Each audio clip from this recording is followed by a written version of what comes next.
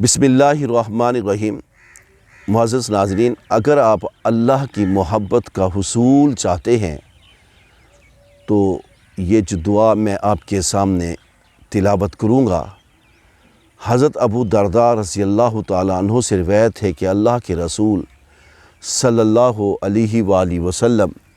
حضرت داؤد علیہ السلام کا ذکر فرماتے تو آپ فرماتے وہ سب سے زیادہ عابد تھے،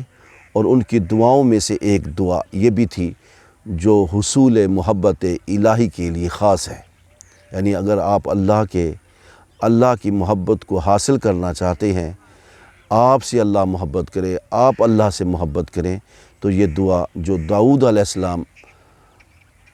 السلام پڑھا کرتے تھے، آپ پڑھیں گے تو سکون قلب حاصل ہوگا۔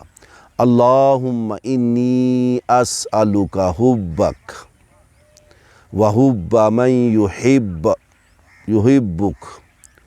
والعمل الذی یبلغنی حبک اللہم اجعل حبک احب الی من نفسی ومالی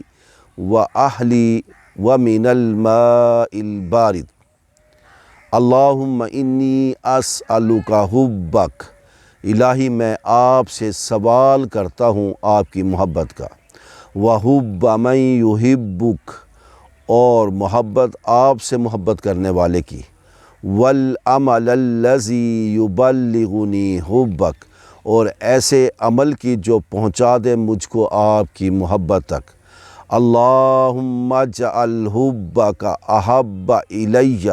الہی اپنی محبت کر دے بہت محبوب میری طرف،